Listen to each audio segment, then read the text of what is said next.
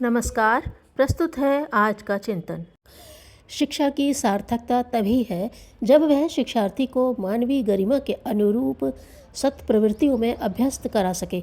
जिन्हें ऐसी सत शिक्षा नहीं मिल पाती वे उजड्ड गंवार स्तर के पिछड़े हुए ही रह जाते हैं।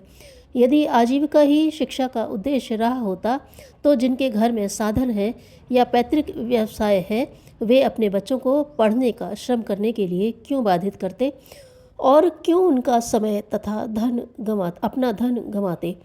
जितना पैसा उच्च शिक्षा में खर्च होता है, जितना समय बच्चों का लगता है, उसका हिसाब जोड़ने पर प्रतीत होता है कि इस संदर्भ में जो खर्च हुआ उसे किसी बैंक में जमा करा दिया जाता तो ब्याज से घर बैठे उतना मिल सकता था जितना कि आमतौर से वेतनभोगी को मिलता है।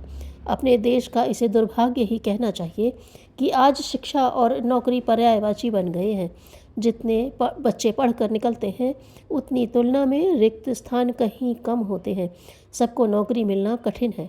ऐसी दशा में शिक्षितों में ऐसी प्रतिभा का उपार्जन आवश्यक है जिसके कारण उनका व्यक्तित्व निखरा हुआ हो, जिससे अन्यत्र जहाँ भी स्थान मिले या पैतृक धंधे को अपनाए उसे अपने कौशल के सहारे संतोषजनक स्थिति पर पहुँचा सके। वस्तुतः शिक्षा का उद्देश्य यह होना चाहिए कि पढ़ाई पूरी करने के उपरांत विद्यार्थी सब और अपने लिए द्वार खोले देखे। उसे यह अनुभव न हो कि लाखों व्यक्ति गैर सरकारी नौकरी करते हैं और मालिकों के प्राण प्रिय बनकर रहते हैं। मालिक अपने भाग्य को सराहते हैं कि ऐसा काम का आदमी हाथ लग गया जिसने सारा कारोबार संभाल कर हमें निश्चिंत कर दिया। उनका वेतन भी बढ़ता रहता है और समय समय पर उपहार भी मिलते रहते हैं। इसके विपरीत ऐसे लोग भी होते हैं जिनको हटाने या हट जाने का अवसर तलाशा जाता रहता है। सीधा सा कारण एक ही है, व्यक्तित्व की सुघड़ता, कुशलता, प्रवीणता और प्रामाणिकता का न होना। प्रतिभा की कीमत शिक्षा के समतुल्य है। दोनों का संयोग बैठना चाहिए और विद्यार्थी में दोनों गुण विकसित होने चाहिए। इस सुयोग के सहारे हर स्थिति में हंसते हंसते अपना समय काट लेने की उपलब्धि हाथ लगती है। दक्षता के समतुल्य ही है प्रामाणिकता। ऐसे लोग ढूंढे नहीं मिलते जिन्हें दैनंदिन जीवन में काम आने वाली समझदारी, ईमानदारी, जिम्मेदारी और बहादुरी से संपन्न समझा जा सके। व्यक्तिगत चरित्र में आर्थिक ईमानदारी, नारी के प्रति निश्चल दृष्टि और काम की जिम्मेदारी संभालने की बात आती है। गैर जिम्मेदारी, मनचले, फिजूल खर्च और काम से जी चुराने वाले लोग कब कहाँ क्या कर बैठे इसका कोई भरोसा नहीं रहता। ऐसे लोगों से आशंका बनी रहती है और अंधविश्वास छाया रहता है। फिर उन्हें कौन ऐसा काम सौंपेगा जिसमें गड़बड़ी होने से चौपट होने में कमी न रहे। जिसका कोई सहयोगी, समर्थक, प्रशंसक नहीं, वह मात्र अपने बलबूते कोई बड़े काम करने की बड़ी सफलता पाने में समर्थ नहीं हो सकता। किसी के पास कितनी ही विद्या, साधन, संपदा क्यों न हो, पर बिना स्नेह, समर्थन, सहयोग पाए कोई ऊंचा चढ़ने, आगे बढ़ने, प्रसन्न रहने की स्थिति में नहीं रह पाता। ऐसी दशा में उसे जीवन में बड़ा अभाव खटकता रहता है। अपने ऊपर या साथियों के ऊपर खींच आती रहती है। यह नैतिकता का अभाव ही है जिससे मनुष्य अपनी तथा दूसरों की दृष्टि में छोटा तथा अभागा ही बना रहता है। सरकारी ऋण लेकर नया धंधा खोलना और उसे सफलतापूर्वक चला सकना उतना सरल नहीं है जितना कि समझा जाता है। व्यवसाय के चढ़ाव उतारों को समझना, मितव्ययता अपनाना और निर्माण कार्य को ग्राहक की पसंदगी का बनाना सीधा काम नहीं है जिसे हर कोई मेज पर बैठकर कर सके। जिन्हें इन परिस्थितियों में जाना हो उन्हें जनसंपर्क के लिए इस स्तर की कुशलता चाहिए जिससे जेब भी न कटे और संबंध भी मधुर बने रहे। अन्यथा अपने कर्मचारी या साझीदार ही दुश्मन हो जाते हैं और उल्टे हानि पहुंचाने पर उतारू हो जाते हैं। यदि शिक्षा के साथ आजीविका का संबंध जोड़ा जाए तो भी उसकी प्राप्ति के लिए पुस्तकीय ज्ञान पर्याप्त नहीं।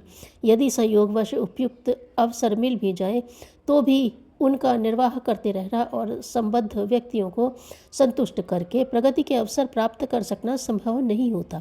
उपेक्षा, अन्य मनस्कता, रूखापन यह भी सामाजिक दृष्टि से ऐसे दुर्गुण हैं जो मनुष्य को दूसरों का मित्र, कृपा पात्र नहीं बनने देते।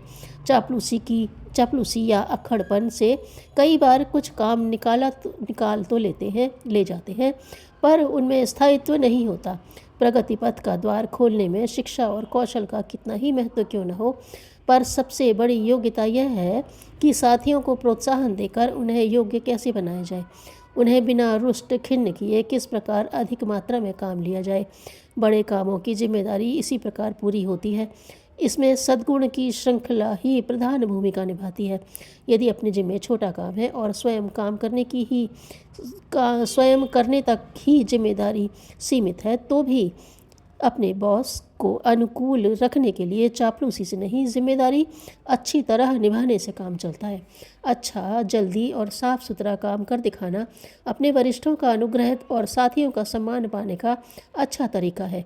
सद्गुणों की संपदा जीवन के हर क्षेत्र में काम आती है। अपने मन को प्रसन्न एवं संतुष्ट रखने में सद्गुणों से बढ़कर और कोई संपदा नहीं हो सकती। परिवार के सभी सदस्यों के साथ हिल मिल कर रहने और हंसते हंसाते जीने का अवसर मिलता है। व्यवसायी होने पर ग्राहकों या विक्रेताओं पर सज्जनता की गहरी छाप पड़ती है और वे एक बार संपर्क बनाकर बार बार नहीं तोड़ते। यही बात सेवा क्षेत्र में है। जिसका व्यक्तित्व सज्जनता से भरा है, उसके साथ काम करने वाले कर्मचारी अन्यत्र अधिक लाभ दिखने पर भी साथ नहीं छोड़ते, और यदि अपना संपर्क किसी श्रेष्ठ सज्जन के साथ बंध गया है तो उससे मिलने वाली प्रसन्नता का तथा जनसंपर्क से बढ़ने वाली योग्यता का मोह छोड़े नहीं छूटता। जो व्यक्ति जिस क्षेत्र में लंबे समय तक पैर जमाए रहता है, वह उसमें विशेषज्ञ न सही, अनुभवी तो माना ही जाता है। उसका परामर्श प्राप्त करने के लिए अनेकों आगे पीछे फिरते हैं। वरिष्ठता का, प्रतिष्ठा का इससे श्रेष्ठ आधार और कोई हो नहीं सकता। यह लाभ निजी वैभव का उपयोग करने वाले धनाध्यक्ष या पदाधिकारी भी प्राप्त नहीं कर पाते। शिक्षा का सीधा अर्थ सुसंस्कारिता का प्रशिक्षण है। इसे नैतिकता, सामाजिकता, सज्जनता, प्रामाणिकता आदि किसी भी नाम से पुकारा जा सकता है। जीवन की बहुमूल्य पूंजी वे घड़ियां होती हैं जिसे वर्तमान कहते हैं।